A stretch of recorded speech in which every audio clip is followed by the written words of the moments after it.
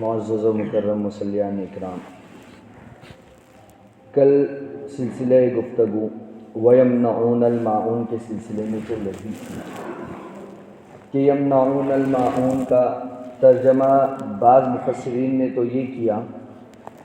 اور وہ لوگ معمولی سی چیز بھی مانگنے پر نہیں دیتے اور اس سے منع کر دیتے، اور دیگر مفسرین نے اس کا ترجمہ زکوٰۃ کے نہ دینے سے کیا۔ لہذا زکوٰۃ کے سلسلے میں اصولی گفتگو کل گزر چکی تھی کہ زکوٰۃ ماقبل کی امتوں میں بھی فرض تھی اور اس کی نوعیت کیا تھی، اس کا تذکرہ آپ کے سامنے کیا جا چکا ہے۔ اس کے علاوہ شریعت مطہرہ میں جو 5 بنیادی ارکان ہیں، اس میں زکوٰۃ کس درجے پر ہے، اس کا سلسلہ، اس کی بھی گفتگو کل ہو چکی ہے۔ آج ہم آگے چلتے ہیں کہ شریعت مطہرہ نے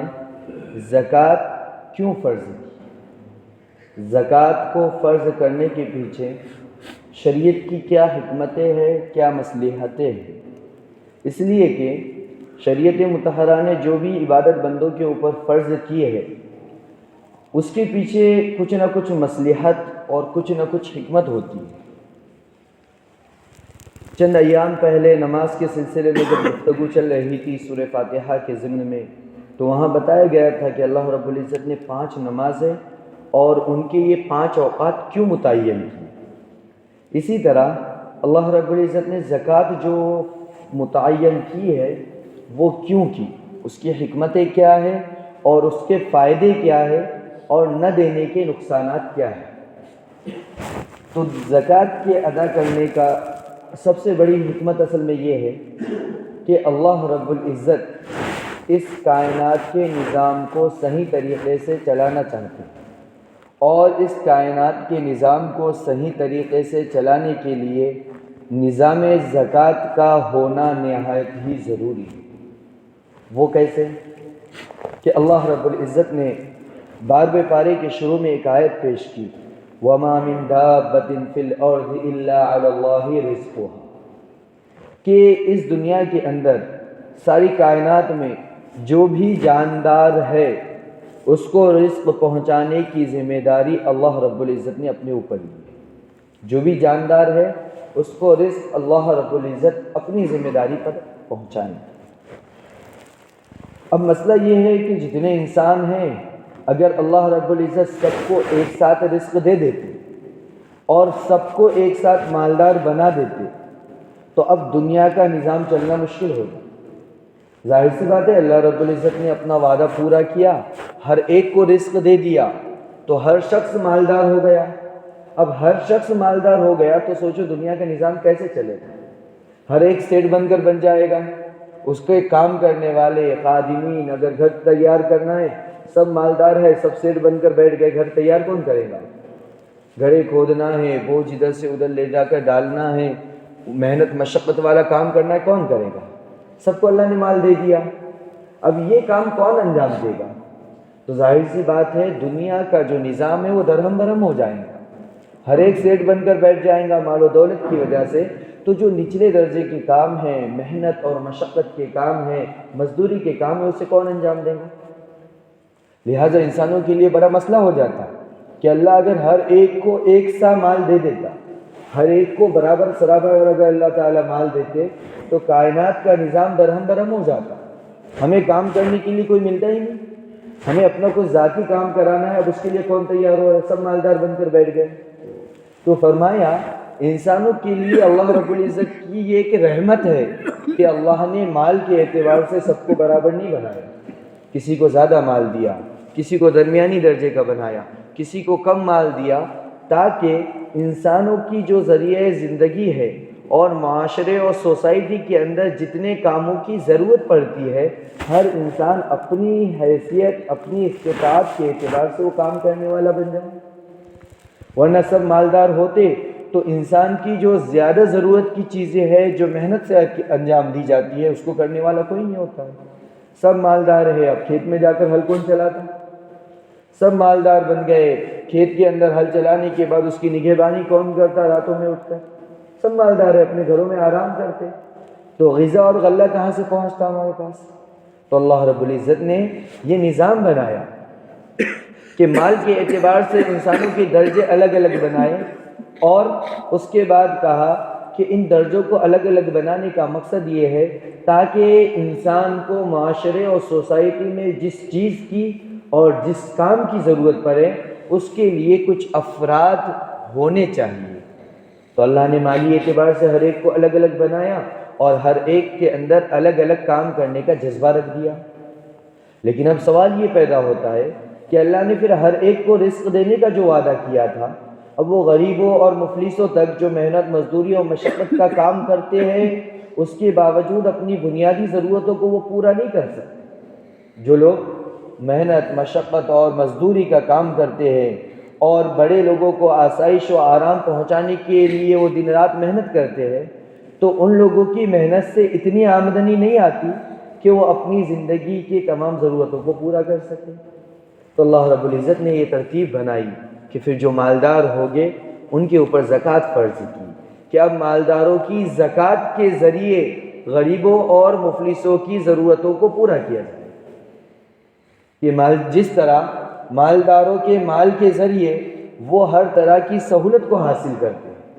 مالدار اپنے مال کے ذریعے کسی بھی مزدور کے ذریعے مزدوری کر کے اپنا فائدہ حاصل کرتے ہیں، اسی طرح تمام مالدار اپنے مال کی زکوٰۃ کے ذریعے سے غریبوں مفلسوں اور محتاجوں کی زائد ضرورت کو پورا کریں گے، تو لہٰذا ان کے بھی رزق کی ضرورت پوری ہوگی اور معاشرے اور سوسائٹی کا ماحول ایک جو ہے تو منظم طریقے پر چلنے والا بن جائے گا۔ کہ نچلا طبقہ ہے مالی اعتبار سے، وہ جو ہے تو اہل ثروت لوگوں کی خدمت کر رہا ہے، مزدوری کر رہا ہے، انہیں ہر طرح کی سہولت پہنچانے کی کوشش کر رہا ہے، اور مالدار حضرات اپنے مال میں سے پھر سالانہ زکوٰۃ نکال کر ان کی زائد ضرورتوں کو پورا کرنے میں لگے ہوئے ہیں۔ تو ان کی ضرورتیں غریبوں کی مال کے ذریعے پوری ہو رہی ہے اور مالداروں کی ضرورتیں غریبوں کی خدمت اور ان کی مزدوری کے ذریعے پوری ہو رہی ہے، تو معاشرے کا بیلنس برابر رہے گا اور معاشرہ پھر جو ہے تو بالکل صحیح طریقے سے چلے گا۔ یہ حکمت ہے ایک تو زکوٰۃ کی فرضیت کی۔ زکوٰۃ کی فرضیت کی ایک دوسری حکمت یہ بیان کی جاتی ہے، کل جس کی طرف اشارہ بھی دیا گیا کہ زکوٰۃ کے معنی ہی ہے پاک کرنا، گندگی سے کسی چیز کو پاک کرنے کے لیے زکوٰۃ کا استعمال ہوتا ہے۔ مثلا ایک سونے کی چیز بنی ہوئی ہے لیکن سونے کے ساتھ اس میں کھوٹ بھی ملا ہوا ہے، سونے کے ساتھ اس میں کھوٹ بھی ملا ہوا ہے۔ اب جب اس سونے کو صاف پاک کر کے خالص سونا الگ کیا جاتا ہے تو گویا کہ اس اب سونے کی زکوٰۃ نکالی گئی، یعنی کہ اس کو پاک کیا گیا اور کھوٹ کو الگ کر دیا گیا۔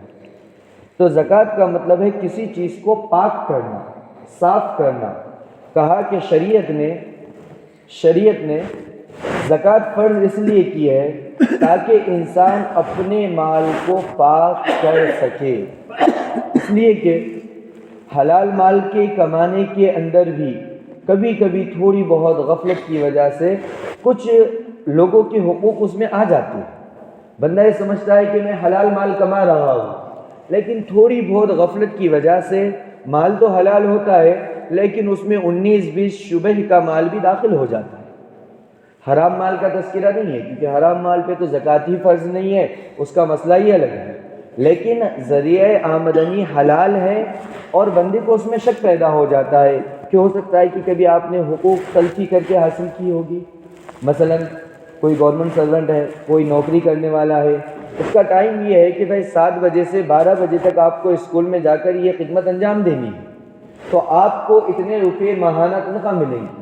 اب یہ سمجھ رہا ہے ماشاءاللہ میری آمدنی تو حلال ہے، لیکن اس کا مسئلہ یہ ہے کہ جو وقت آپ کو حکومت نے یا جس کے ماتحت آپ کام کر رہے ہیں، کمپنی نے یا جس کے بھی ماتحت کام کر رہے ہیں، جو وقت اس نے متعین کیا ہے اس میں پورا آپ کو کام کرنا چاہیے، لیکن ہوتا ہے کبھی 19-20 غفلت ہو جاتی ہے، اس وقت میں بھی ہم اپنا کچھ کام کر لیتے ہیں۔ تو کہا کہ اس میں تھوڑا سا شبہ والا مال بھی آ رہا ہے۔ تو حلال مال کے اندر بھی کیونکہ 2 چیزیں ہوتی ہے، ایک تو تھوڑا بہت شبہ داخل ہوتا ہے، یا دوسری بات وہ تو یقینی طور پر ہوتی ہے دنیا کی محبت آ جاتی ہے۔ یا تو حلال مال ہے لیکن اس میں تھوڑا بہت شبہ داخل ہو گیا، حلال مال ہے لیکن مال ہونے کی وجہ سے دنیا کی محبت اس کے ساتھ آ گئی، مال 100% خالص اور حلال ہے لیکن چونکہ مال دنیا کی ایک محبت کو اپنے ساتھ لے کر آتا ہے تو یہ دو چیزیں ہمارے دل میں آ گئی، تو کہا اب زکوٰۃ نکالنے کا حکم اس لیے دیا گیا تاکہ بندے کے دل میں اللہ کی محبت کے علاوہ مال کی محبت نہ رہے۔ زکوٰۃ نکال کر بندہ عملی طور پر اللہ کے سامنے یہ اعلان کرے کہ یا اللہ دیکھ میرے پاس مال تو نے بہت دیا ہے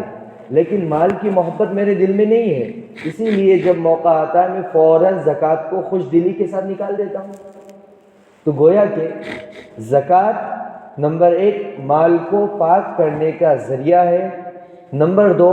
اپنی ذات کو، اپنی محبت کو اللہ کے ساتھ خالص کرنے کی عملی دلیل ہے زکوٰۃ، کہ بندہ اپنے دلیل سے، اپنے عمل سے ثابت کرتا ہے کہ میرے دل میں دنیا کی محبت نہیں ہے،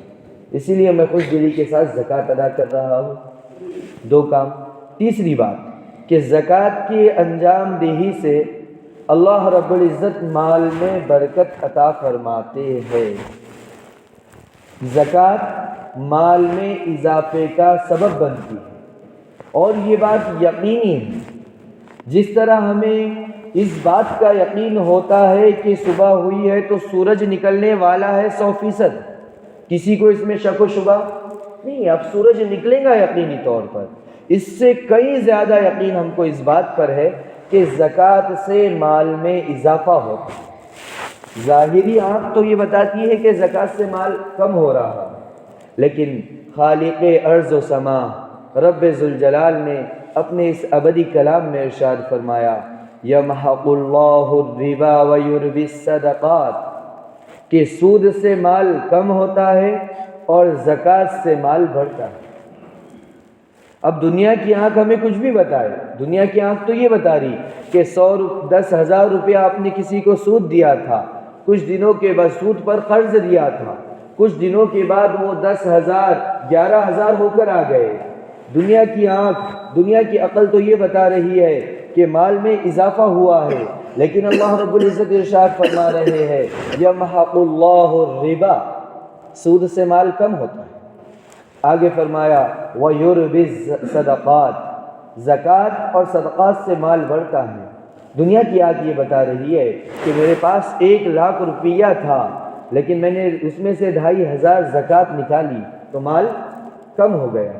یہ میری اور آپ کی دنیا کی آنکھ بتا رہی ہے، مال کم ہو گیا۔ اللہ فرما رہے ہیں زکوٰۃ کے ذریعے اللہ رب العزت مال میں اضافہ فرماتے ہیں۔ اور ظاہر سی بات ہے قرآن کی ایک ایک آیت پر ہمیں 100% یقین ہے۔ دنیا کی ہر بات جھوٹی ہو سکتی ہے، میرے اور آپ کے رب کا کلام جھوٹا نہیں ہو سکتا۔ تو جو لوگ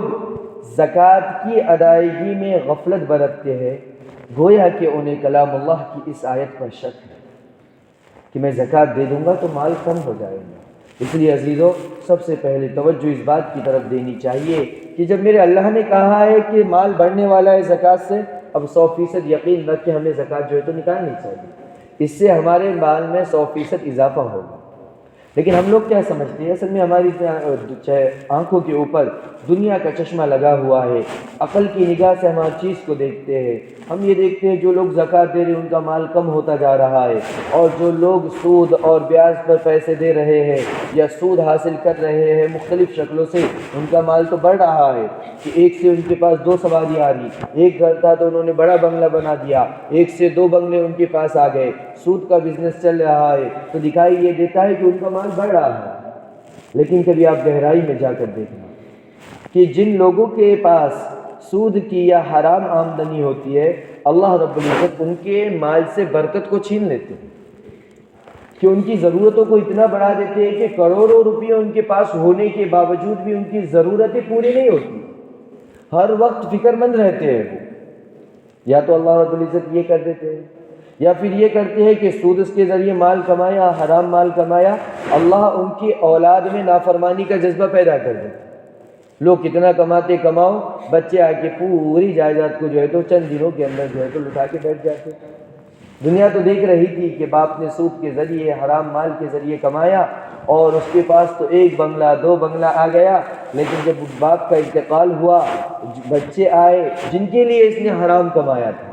وہ قبر میں چلا گیا، وہاں عذاب بھگت رہا ہے، اور یہ لوگ یہاں پر انہوں نے عیاشی پر اس کو لٹا دیا، اور یہ لوگ بھی جو ہے تو مفلسی کی زندگی گزار دی۔ تو مال کمانے کا جو مقصد تھا،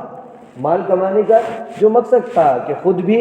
آسانی کے ساتھ زندگی گزار سکے اور ہمارے بچے بھی آسانی کے ساتھ زندگی گزار سکے، حرام کے مال میں سے یہ مقصد فوت ہو جاتا ہے۔ اگر حلال کی کمائی ہوگی، زکوٰۃ اس میں سے ادا کر رہے ہوں گے، تو فرمایا کہ دکھائی تو کم دے رہا ہے لیکن اللہ رب العزت اس میں برکتیں ڈالتے ہیں، ان کم مال کے اندر اس کی ضرورتوں کو پورا کرتے ہیں، اس کی اولاد کو اس کا فرما بردار بناتے ہیں، ان کی اولاد ایسی ہوتی ہے کہ وہ باپ نے جتنا چھوڑ کے گئے تھے اس کو دگنا اور چوگنا کرنے میں لگ جاتی ہے اور دین کی خدمت میں بھی لگی ہوئی ہے۔ تو حلال کمائی کا اثر ہماری نسلوں پر بھی ظاہر ہوتا ہے، حلال کمائی کا اثر ہماری نسلوں پر ظاہر ہوتا ہے۔ ایک واقعہ عرض کرتا چلوں کہ وقت کے بہت بڑے محدث گزرے، محمد ابن اسماعیل البخاری، امام بخاری علیہ الرحمہ، یہ اتنا بڑا آدمی گزرا ہے کہ آپ اندازہ لگائیے کہ انہوں نے ایک کتاب لکھی جن کے بارے میں تمام علماء کا یہ کہنا ہے کہ اصح الکتب بعد کتاب اللہ، کہ اگر قرآن کے بعد سب سے صحیح ترین کوئی کتاب ہے تو وہ بخاری شریف ہے۔ اس کو لکھنے والا آدمی اب کتنا بڑا ہوگا اندازہ لگائیے۔ پوری اسلامی دنیا میں ایسی اور کوئی شخصیت نہیں گزری جس نے اتنی عظیم الشان کتاب لکھی ہو۔ حدیث کی دنیا میں امام بخاری کی کتاب سے زیادہ کسی اور کو درجہ حاصل نہیں۔ تو وہ آدمی کتنا بڑا ہوگا اور کتنا علم والا ہوگا جس نے یہ کتاب لکھی۔ لیکن جب ان کے حالات بیان کیے جاتے ہیں تو ان کے حالات میں یہ تذکرہ ملتا ہے کہ ان کے والد کا جب انتقال ہوا تو ان کے والد نے جو وراثت چھوڑی تھی، ان کے والد نے وراثت کے اندر جو مال چھوڑا تھا اس میں انہوں نے خود یہ دعویٰ کیا تھا کہ میرے اس مال میں ایک درہم بھی، ایک روپیہ بھی شبہ اور شک کا بھی نہیں ہے، اس میں پوری میرے جتنا مال موجود ہے سب کے سب خالص اور 100% حلال مال ہے، اور جس کی پوری زکوٰۃ بھی ادا کی گئی ہے۔ نہ اس مال میں کسی ایک بندے کا حق ہے اور نہ ہی جو ہے تو اللہ رب العزت کا حق ہے زکوٰۃ کی شکل میں، نہ اس میں اللہ کا حق باقی رکھا ہے وہ بھی ہم نے ادا کر دیا، نہ کسی بندے کا ناجائز طور پر لیا ہوا 1 روپیہ بھی داخل نہیں، حرام کی بات نہیں بلکہ شبہ کا مال بھی نہیں ہے اس میں۔ تو ان کی والد کی حلال آمدنی کی یہ برکت تھی۔ علماء لکھتے ہیں کہ اسی برکت کی وجہ سے اللہ رب العزت نے امام بخاری علیہ الرحمہ کو دنیا کا امام بنایا۔ دنیا حدیث میں امام بخاری سے آگے کوئی نہیں جا سکا۔ تو یہ علم آیا کہاں سے؟ چونکہ علم نور ہے،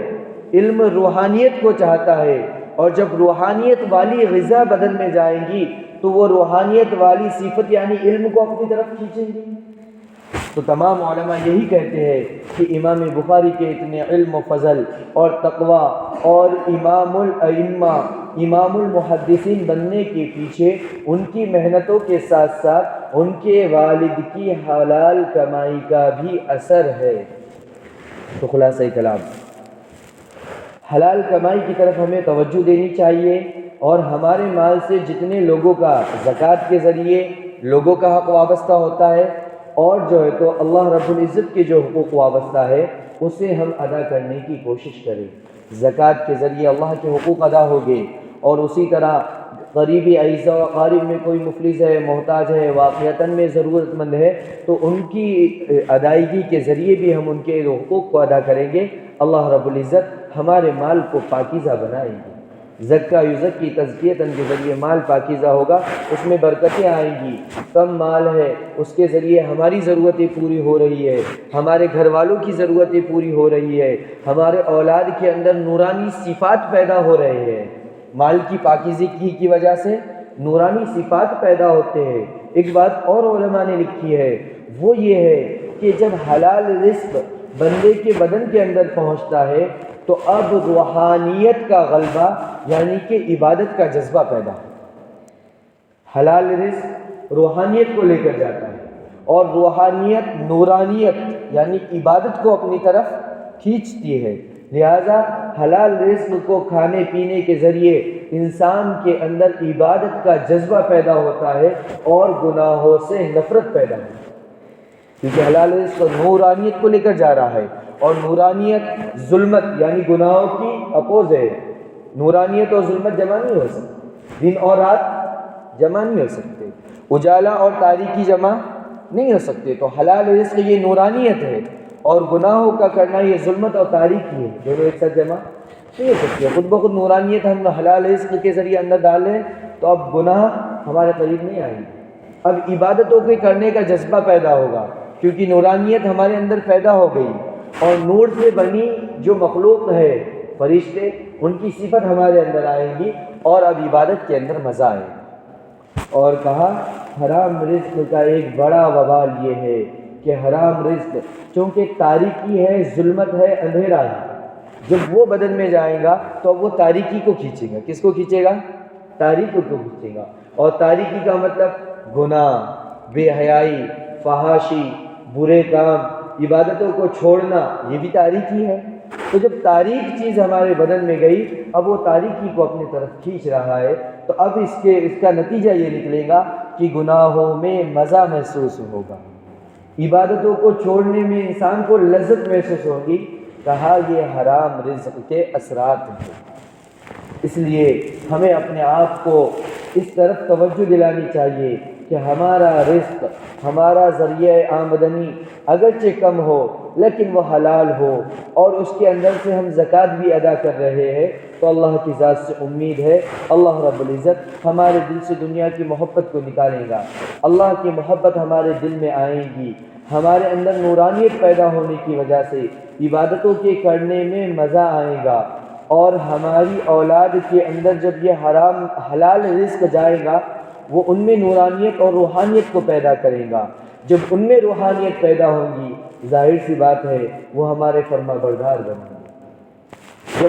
جب روحانیت اندر داخل ہوئی کھانے کے ذریعے، تو اب ان کے اندر روحانیت کے کام کرنے کا جذبہ پیدا ہوگا۔ والدین کے فرما بردار، نمازوں کو ادا کرنے والے، نیک کام میں بڑھ چڑھ کر حصہ لینے والے، اور ہر خیر کے کام کو کرنے والے، ہر برے کام کی نفرت ان کے دلوں میں آ جائیں گی۔ ظاہر سی بات ہے جس کے نتیجے میں ہم بھی محفوظ ہو جائیں گے، ہمارے اولاد اور ہماری آنے والی نسلوں کا مستقبل بھی محفوظ ہو جائے گا حلال کمائی کے ذریعے۔ آج یہود و نصارہ کی سب سے زیادہ توجہ اس بات کی طرف ہے، خیر وہ تو کافی طویل اور مضمون کافی طویل ہے، کسی اور سلسلے میں گفتگو کی جائے گی، لیکن ایک بات اصل بتانا ہے کہ یہود و نصارہ مسلمانوں پر 3 طرح سے خصوصیت کے ساتھ محنت کر رہے ہیں،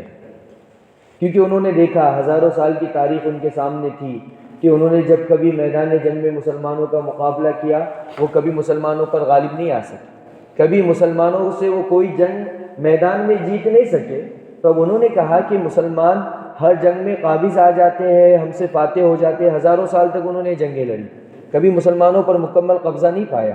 تو انہوں نے سوچا اور غور و فکر کیا کہ آخر کیا وجہ ہے کہ مسلمان ہم پر کیوں غالب آتے ہیں، تو نتیجہ یہی نکالا کہ مسلمانوں کی روحانیت بہت مضبوط و مستحکم ہے، اور یہ روحانیت کی وجہ سے ہر ایمان والا اپنا جان مال وقت سب کچھ اللہ کے راستے میں قربان کرنے کے لیے ہر وقت تیار رہتا ہے روحانیت کی مضبوطی کی وجہ سے۔ لہٰذا جب وہ اس جذبے کے ساتھ میدان جہاد میں آتے ہیں کہ ہمیں جان مال وقت سب اللہ کے راستے میں لگا دینا ہے، تو اب ہم ان پر غالب نہیں آ سکتے، کیونکہ ان کی فوج کا ہر سپاہی اپنی جان دینے کے لیے آتا ہے، اور ہماری فوج کا ہر سپاہی تنخواہ لے کر آتا ہے۔ تو لہٰذا انہوں نے یہ فیصلہ کیا کہ اب مسلمانوں کو ہم میدان جنگ میں نہیں ہرا سکتے، اب ایک ہی ہے طریقہ کہ ہم مسلمانوں پر غالب کیسے آئے، کہ مسلمانوں کی روحانیت پر حملہ کیا جائے، مسلمانوں کے جذبہ ایمان کو کمزور کیا جائے۔ جب جذبہ ایمان کمزور ہوگا، جب مسلمانوں کی روحانیت کمزور ہوگی، تو اب ان کے اندر اللہ کے راستے میں جان دینے کا جذبہ نہیں رہے گا۔ اس کے لیے انہوں نے بنیادی طور پر 3 مشنوں پر کام کیا۔ نمبر 1 یہ کہ روحانیت اور نورانیت اور ایمان کو ختم کرنے کے لیے یا اسے کمزور بنانے کے لیے اسے کمزور بنانے کے لیے پہلا کام یہ کیا کہ مسلم امت کو ان کے علماء سے توڑ دیا جائے،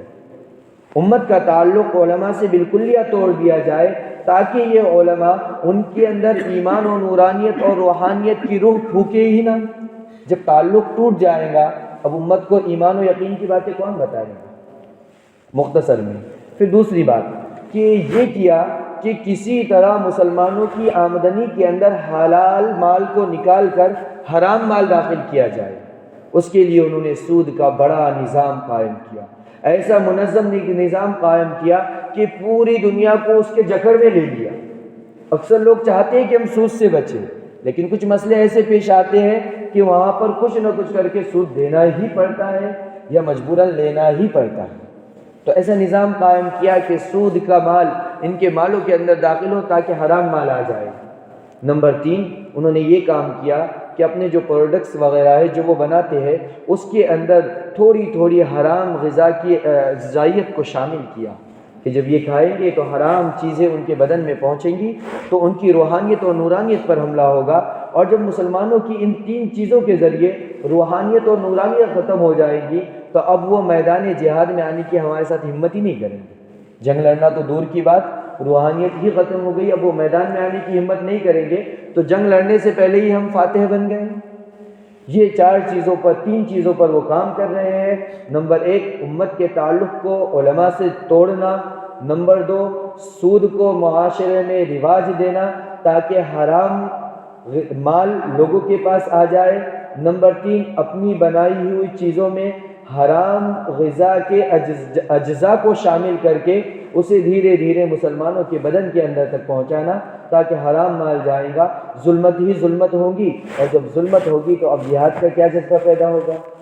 چلہ 4 مہینہ دینا دشوار ہوگا، تو جب ہم چلہ 4 ماہ اللہ کے راستے میں نکلنے کو بوجھ سمجھتے ہیں تو پھر ظاہر سی بات ہے جان دینے کا تقاضا ہوگا تو کہاں مسلمان نکلیں گے؟